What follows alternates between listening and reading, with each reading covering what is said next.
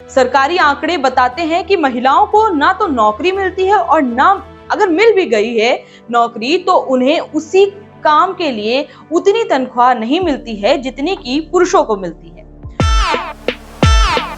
नमस्कार, MD talk show में आपका स्वागत है। मैं हूं कीर्ति सोनी। नौकरी मिलती नहीं, मिल भी गई तो पुरुषों से कम तनख्वाह में। अब भी बराबरी के हक के लिए लड़ती हैं महिलाएं। राजनीति में महिलाओं को आरक्षण देने का मुद्दा गरमाया हुआ है, लेकिन सिर्फ राजनीति ही नहीं बल्कि आसपास की महिलाओं में भी बराबरी लाना बहुत जरूरी है। कहने को आधी आबादी महिलाओं की है, लेकिन जब बात बराबरी की आती है तो ये महिलाएं काफी पीछे रह जाती हैं।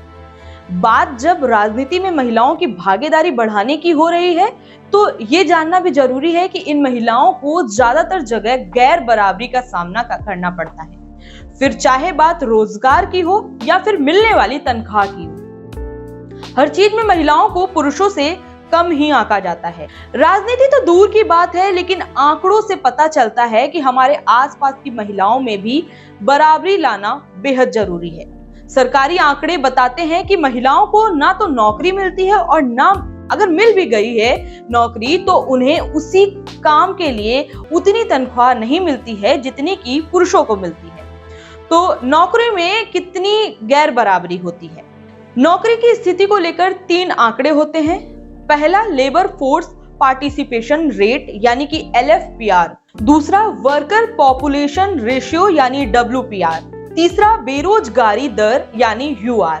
LFPR से पता चलता है कि कामकाजी उम्र के कितने लोग काम कर रहे हैं या काम ढूंढ रहे हैं।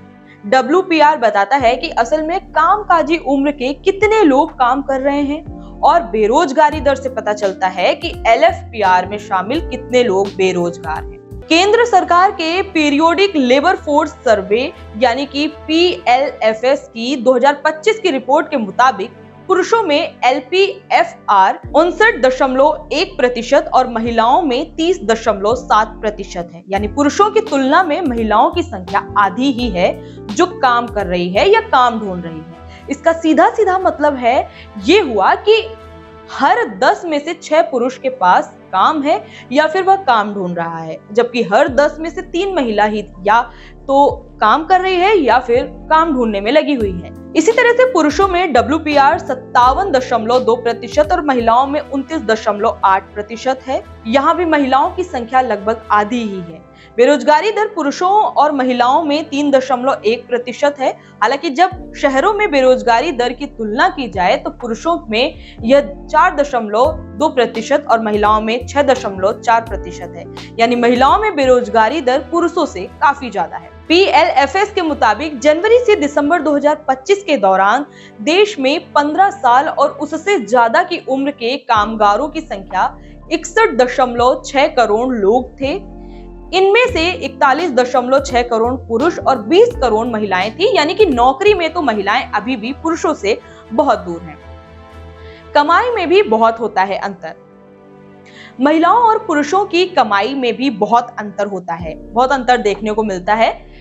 एक ही काम के लिए महिला और पुरुष को कमाई में लगभग 6,000 रुपए का अंतर दिया जाता है।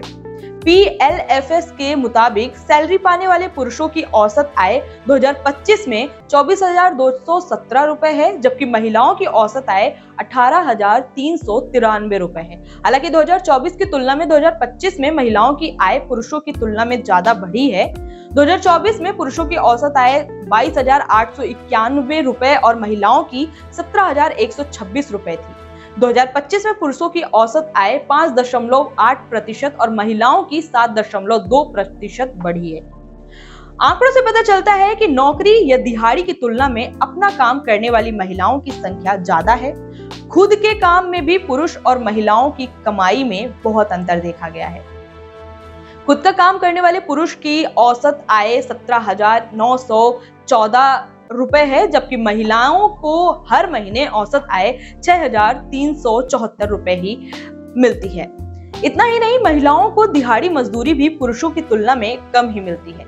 दिहाड़ी मजदूरी करने वाले पुरुषों को हर दिन औसत 455 रुपए मिल जाते हैं, लेकिन वहीं महिलाओं को 315 रुपए ही मजदूरी मिलती है। नौकरी और उसके मेहनताने में ये अंतर दिखाता है कि सिर्फ राजनीति ही नहीं बल्कि महिलाओं को काम और तनख्वाह में बराबरी देना बेहद जरूरी है। आज के लिए बस इतना ही। तब तक के लिए देखते रहिए एमटी टॉक शो।